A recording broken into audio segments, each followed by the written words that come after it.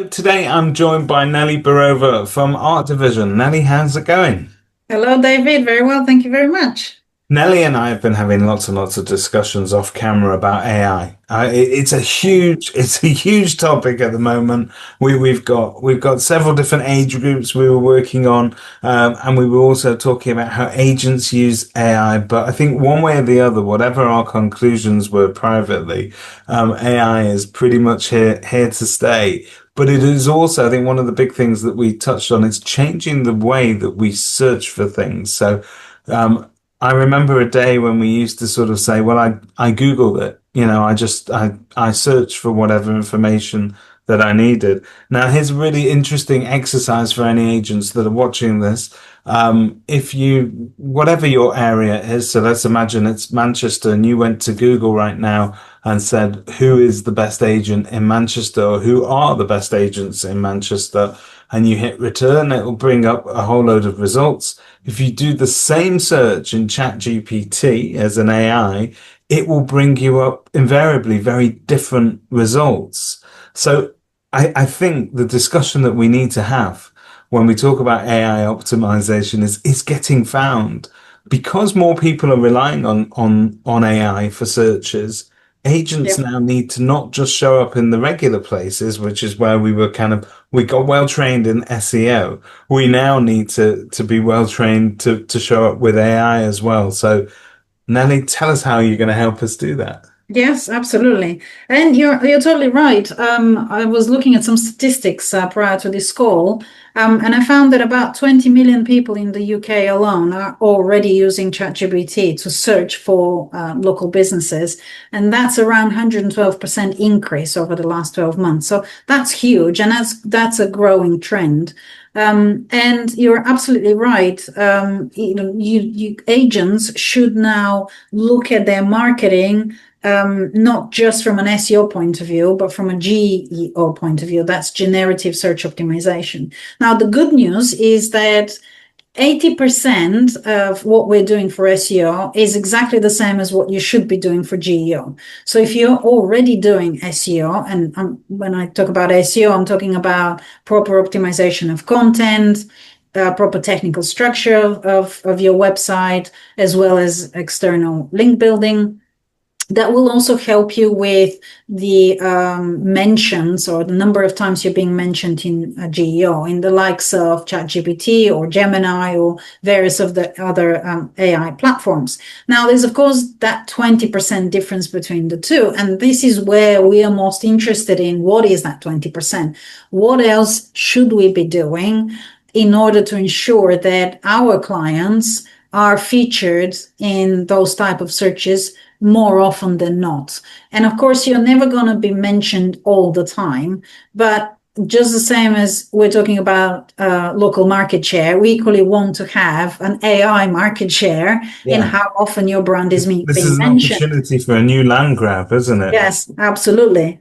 And so what is that 20%, and what are we doing now in order to ensure that we've got a better opportunity out there? So again, from an SEO perspective, we still talk about content is king, but content is even more so king with AI.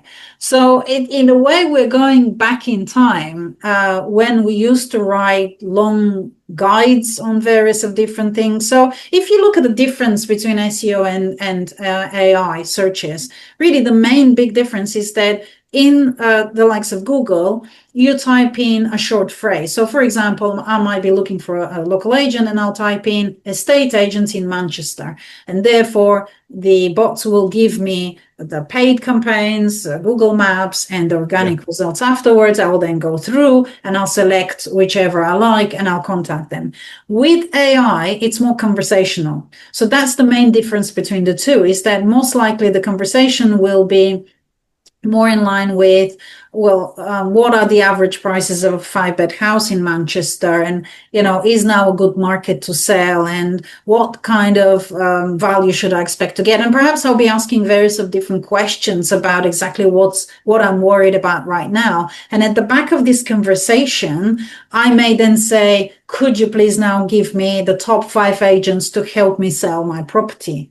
Now, at that point, um, I would have fed into the AI all the information about what I've got and what Yeah. I want, which is a lot more information that we put into the It's, likes you of a know what? Google I search. never thought about that before because yeah, if I typed in, I don't know, I'm looking to sell my house into Google, I'll click on the results. I'll then go down a rabbit hole of looking at that site. Yes, With AI, you're having that conversation. It's, well, where are you looking for? What are you looking for? And then it will try and sort of narrow the search down, and then present you with results based on based on that conversation, yeah, exactly. So now, when we're looking at content, we're looking at the content that we can feed into that conversation. Right. So the type of content that we are sort of now structuring and looking to structure on our websites, we call them silos. So right. silos are clusters of content, so groups of content that can be introduced onto the website as well. The other side of things as well is that if you've searched something on AI, let's just say after this conversation, I've asked for the top 5 estate agents. The 5 agents that the AI would list, some may link to the website of the agent, but some may link to another source. Yeah. They don't necessarily all link to the agent's websites, which clearly shows that the AI is not just using the agent's website as the source. It uses all content out there that exists to compile those results. And so we now also talk about listicles. Listicles are external mentions. So they're very similar to what we're doing for SEO, which is the link building side of it, but with a twist. So those are the kind of little differences between the SEO approach and the AI approach. And ultimately, it's all boiling down to content which is on the website, and content which is external of the website that equally is mentioning the brand. There's also a technical aspect of it as well. So yes, we still need to have a very clean HTML markups. We are now looking at updating our robots files. Those are technical kind of files that we can feed into the bots and invite bots to the site as well. We're talking about various of different schemas as well, and we're improving the schemas that we introduce on our websites by default.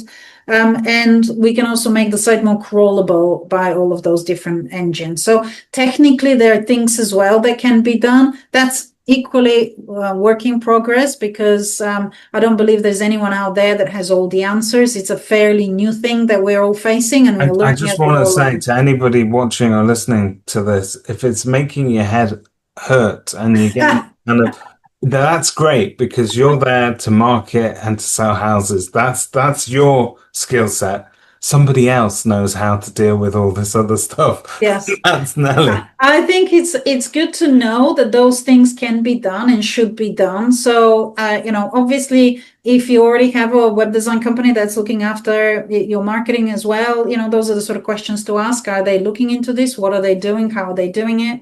Obviously, this is something that we're doing for our clients, and we're investing time in order to improve the products that we produce with that in mind. But yes, it is very important to match both the technical aspect of a site together with the content aspect of a site to ensure that the AI will prefer you versus someone else when they're listing you.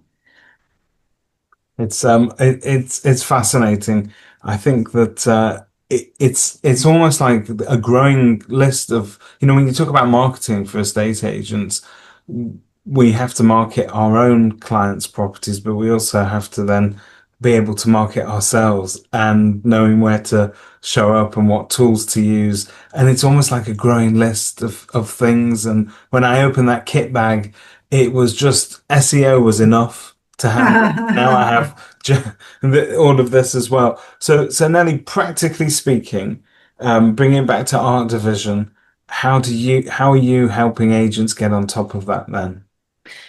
We are already working with agents to run their SEO and their general marketing. So we're already producing a lot of content.